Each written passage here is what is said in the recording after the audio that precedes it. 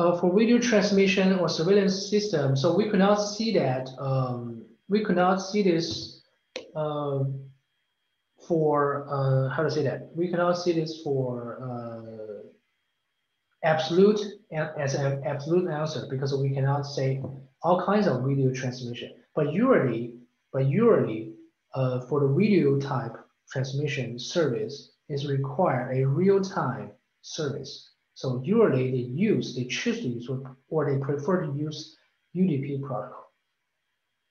This is my answer, but maybe not absolute.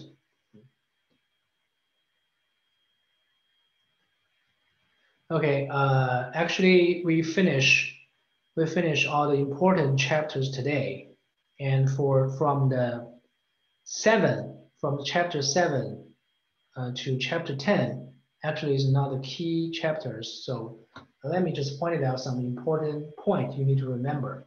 And I know it's already 9 o'clock in Beijing, as I think it's 6 o'clock in Pakistan already. So I just take, because we start this training from 2:15. So maybe I just take more 15 minutes of you to finish the next few chapters to tell you about the key points. So you may do some, keep some notes, so which helps you during the H3C training, H3C exam. Okay. So this is chapter number 7.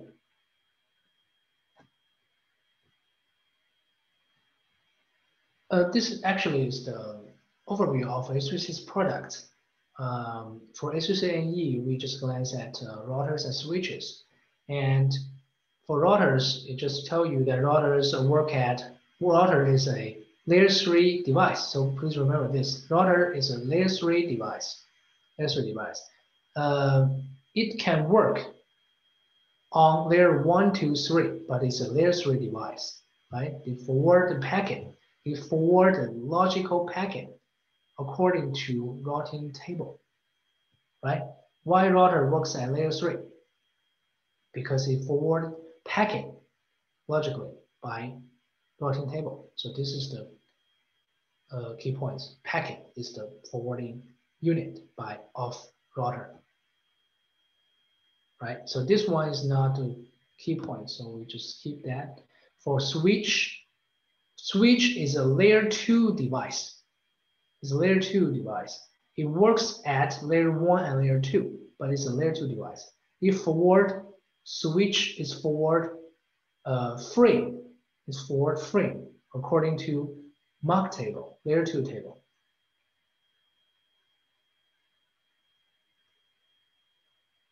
Yes, Shoaib's answer is correct. So let's move on. So this the function of switches, the difference between switches and router is the layer they work at is different, right? Repeat, router is on layer 3. It's from layer 1 to layer 3, but forward packet according to routing table.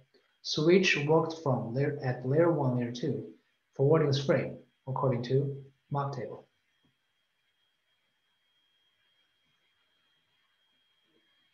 Skip. The trend is unification of routing switch, because we already have the device called layer 3 switch, if you already heard, right? Combined service, combined routing and switching is the trend, right? So all this information is for your reference, right? Different lineup, the full lineup for H3C router, and what is the front panel, what is the rear panel, and it's not a key point. The point on this page only to tell the difference between the interfaces on the router. There is a console interface. There is also another management interface, right? Others are business interface. You can also call it forwarding interface, right? And also switch portfolio, switch front panel. And one more point is, we could see, actually, series 5820 series is layer 3 switch, But no matter layer 3 or layer 4, the port on switch device are or bridge port, or also we call it layer 2 port. So their port belongs to layer 2. So their port only isolate collision domain, not broadcast domain. And on this port, we could not configure any IP address because they are layer 2 port. But for a router, the port on a router is a layer 3 port. So this port could not only isolate collision domain, but also could isolate broadcast domain. So we will teach that later. And also on the router, we could configure IP address directly on its physical port. So this is the difference we take care of, right? Conware, just a glance of conware. Conware, if we say, if we take a smartphone as an example, router and switches is just like our smartphone product or tablet product, but the conware is more like Android or more like iOS. It's like a software platform. So conware is like this kind of thing. Okay, this is chapter number 7. Chapter number 8. It's focused on the command that we operate our devices. Key point.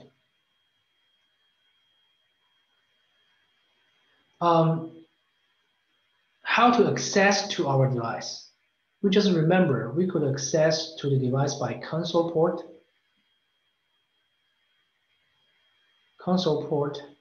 telnet, SSH. I think this three is enough. This three is enough. Right? And how to connect, you could check the picture later. Right? How to set that, and the baud rate. Usually the baud rate when you use the common port connected to the console of a device, the baud rate is important. Is 9600.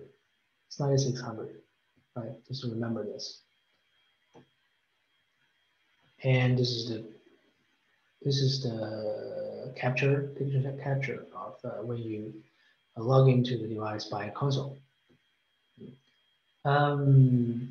This picture we do not use that for a long time, right? Because it's only suitable for PSTN network. Just skip that. Just know this is a kind of AUX port in the formal version of the device. But right now, I think we don't have this port already. And through internet, through IP network, we could telnet, we could SSH. Port number, telnet is 23, SSH 22. Please remember, this is a key point. And how we do our command on the device. So this picture is important because it shows the basic idea, how we design, how we architect the command structure. Let's take a smartphone for another example. If smartphone is this product as a router or switch product too, when we slide the block to the right, when we log into our smartphone, that means we log into the user view. No matter what app or what application you're using, you are using it by user view, right? So if you are a developer, you are an analyzer, you could use some backstage command to get into some view to let you configure more command to help you to troubleshooting, to help you to develop. So that's the system view, right? You use the system hyphen view to get into system view, and then you can access to a lot of other views to access to a lot of commands, right? So this is the architect. We command, if we for our device, if you want to see something, see the basic information, you use a user view, right? For a device, a H3C device, the user view information is limited. to just display, and also basic information as a user, a clock, so on. And if you want to do the configuration on the device, change the configuration, you need to get into system view and to configure the interface, configure a user VTY, to configure routing protocol, VLAN protocol. Every command has its own view. So the important thing is when we learn the commands, when we learned how to command, how to configure on the device, we not only remember the commands itself, but also remember under which view you will configure this command. So this is the two important factor for you to remember how to do the configuration. Repeat, command and view, right? Then control plus Z to return to user view. This is the point in exam, control plus Z. Then other thing, I left to you to take a look, right? And two more points in your exam is when you type some commands, you could use a question mark to omit or skip your input, your full input. You can use a question mark to check. To question mark to check all the commands under the combination you already input. Right? For example, display plus V question mark. All the commands you could configure is represented here. So this is a question mark do. And also you could use tab button to help you to finish the configuration without inputting them all. To simplify your tab, right? Like this. And if have this mark, that means your command is ambiguous or your command is not. Okay, so other command just for reference, don't have to run them all.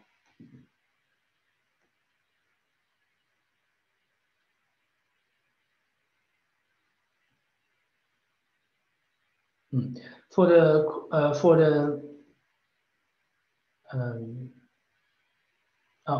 last part, for the configuration remote, for the commonly used commands, these commands we need to, it's not too difficult, but it's the basic operation command on device. We need, I recommend you remember them all, right? How to check version, how to check current configuration, saved configuration, how to check interface, how to collect diagnostic information, right? This just know the information and a view, is a user view, right? And the last part is how to configure telnet. I need you to remember the step, one step by another, all the steps, right? How to configure IP, how to enable the service, enable the server, how to configure user interface, right? So we can do that, and when we have time, we can do that in our experiment. We're gonna try that later, or try that on day 4, right? So one thing to mention is we could see before we configure telnet service, what we did, we configured IP address, right? So if we take a look at this back to OSI model, we could see that means we configure the information on layer 3 at first, and then we configure layer 4 or the upper layer. So this is the meaning why we learn this technology by layer structure, and why we do that, why we do troubleshooting also by the layered structure, right? Layer 3, layer 4, we have this kind of a sense that will help you learning and help you do troubleshooting. Okay. Other thing, just for you to review, right? Not the key point.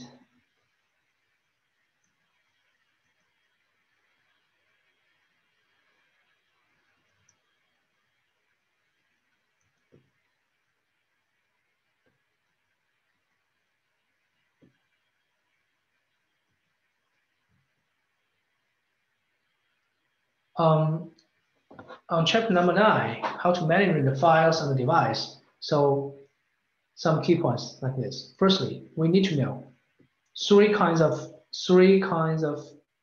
files on the device and what's the difference. Firstly, boot files. That means the version files, the application files. Without this, we cannot boot up the devices normally, right? This is the application. Configuration, easy to understand, how the engineer configured, right? Configuration. Log, that means the files are generated by the device naturally by running, by the device running. I record a history log, record a history or important action or operation. So these are log files. Three files, different usage. And where the file will be stored, right? So this is the same or similar to the same as a computer, as a personal computer, right? Application program files it's just like an OS, like your Windows, like your Mac OS is stored in your flash memory. It's not just like your hard disk, right? On computer is a hard disk. That's maybe SSD, maybe HDD, but on our device is a flash memory, right? Also, a configuration also saved here. Right? Boot room in your ROM, and when running the system, the CPU will took the application or configuration from flash memory and run it in the SD-RAM, just like this. The same structure, right? Key point. Another key point is here. So how to check, how use what kind of command to save the configuration, and how to set a saved configuration as the startup configuration file. So this command is important to remember. Also, we need to tell the difference or know the meaning of startup. When we say startup, that means it's a configuration file. We need to tell the difference between startup and bootloader. This is very important. This show up in the exam very often. So startup means to choose a configuration file. A bootloader means to choose a application file, a OS, right? So the difference between startup and bootloader. This is a key point.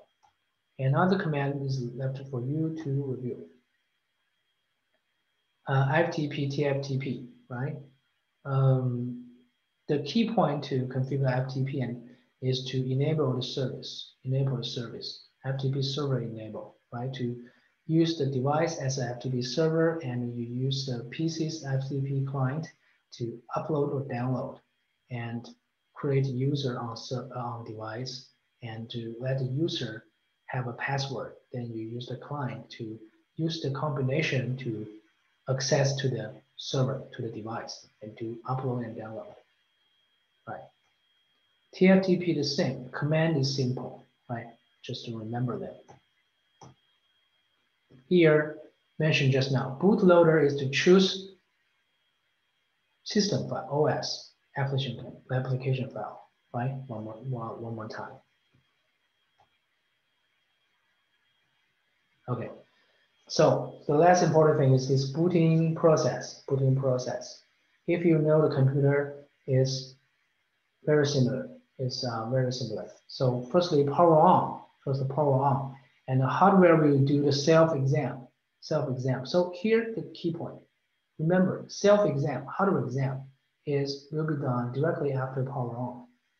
And then if the self-detection is good, there's no problem, we'll load the boot room. If you're on computer, it's called bootware. It's the same thing. Load the boot room and search.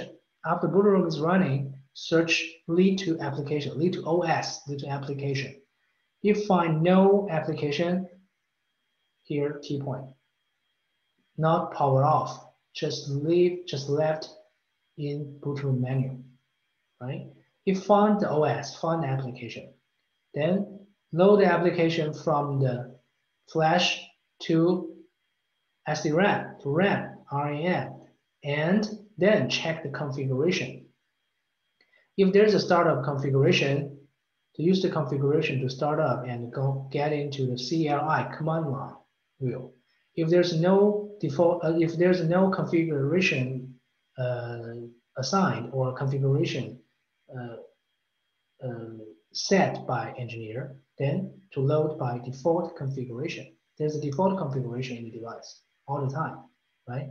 So if you configure something without save, the configuration will be lost after next reboot. So it will be the device will be loaded with default configuration. But if you save the configuration, also set the startup configuration with command, the device will boot up with your startup configuration, right? Then again, we use this map to emphasize the bootloader and startup commands.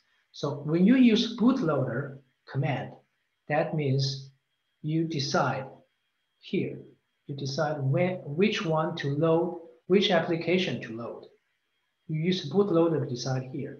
When the system when the boot room find the application file in the flash memory, and if there are multiple or several application files, so use bootloader to choose.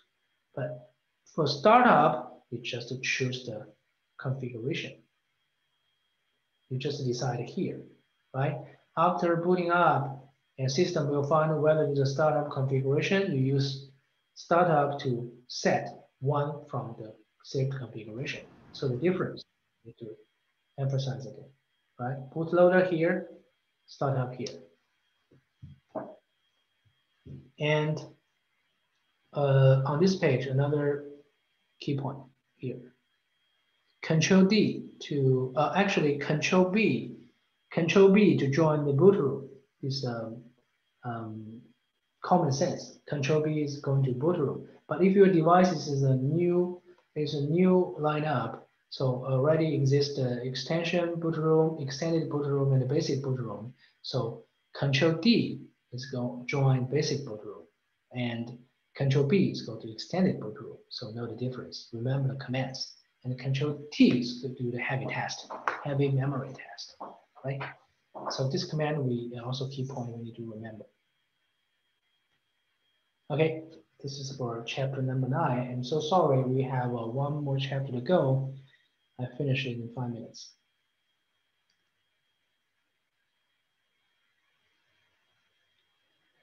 Debugging.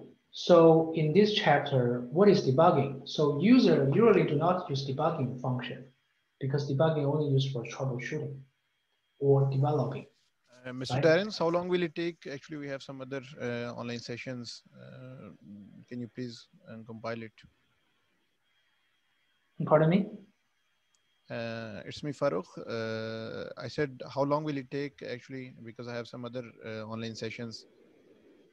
Okay, use 5 more minutes. Okay.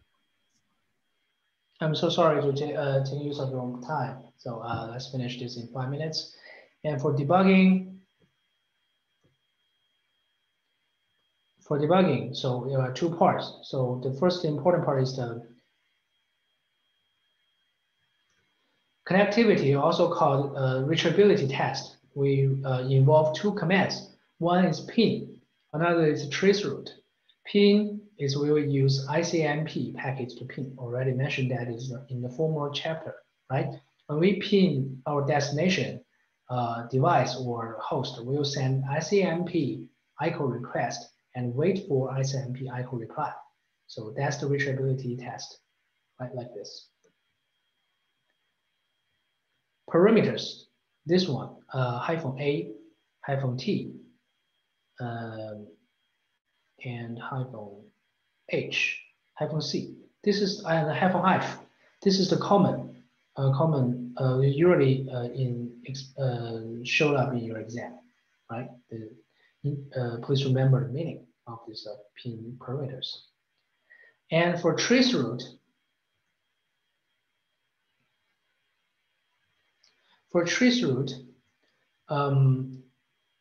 ping is just for know whether it's reachable or not. But if you want to know not only the reachability, but also want to know how many hops along the way go to the destination, you use traceroute, because use this command, you also feedback every hop's IP address to you, right? By traceroute to the destination, and we could see every hop reply to you. But the difference is the key point. Only the destination will reply to you port unreachable, ICMP, port unreachable. The routers or the devices along the way in the middle only reply to you ICMP, TTL. If you want to know the details, you could refer to your textbook or ask me after class.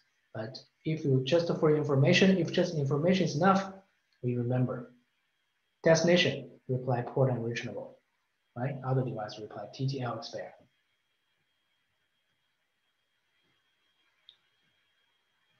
Debugging, key point just one. So image, debugging information is embedded in devices already, no matter if you use it or not. When you want to use it, you just switch them on. So there are two switches. One switch is to switch on the debugging function of the protocol. The second switch to output to your monitor. So this is a two level or the two switch. To switch on, you will see your debugging information on the screen, on the monitor. So command to here, switch on the debugging function using debugging module name, system user will. And to see that on your monitor, terminal debugging. So that will show up in your monitor, right, in the console. So this is also user will, right? Okay, that's very quick a glimpse of the device debugging. I think the debugging part in your exam will not show up so often, but the key point, please remember, and I think that will be enough for H3C exam, right? So if you didn't take any note or didn't take the full note of today's training, don't worry about that. I will give you a review on day 4's training. So I will give that more thoroughly to have you to give you more complete concept about the exam, right? About the keynotes. Okay, it's already 25 already. So thank you very much for all your patience, and we take more time for you to finish all these 10 chapters. From tomorrow, Shuaib will go continue from the chapter 11, and any questions, welcome to ask us anytime, right? So that's all for my training today. And if you still have questions, you could leave to ask. If you have urgency, other schedules, you could jump offline. Thank you very much.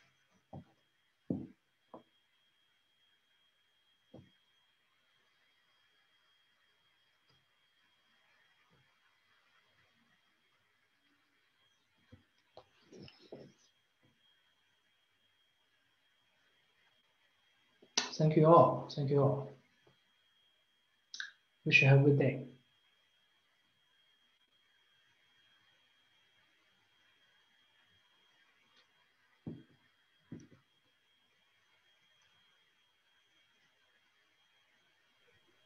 Thank you, Terence. Thank you.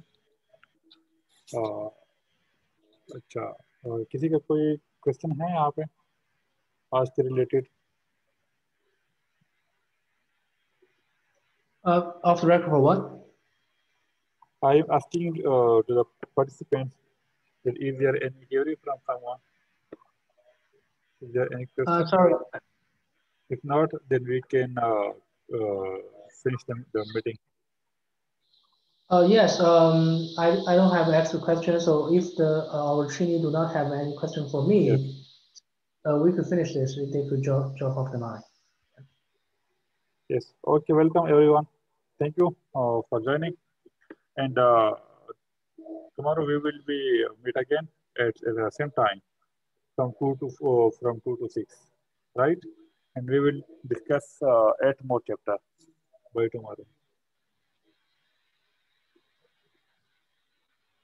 Okay, dear. Thank you. Thank you. Bye.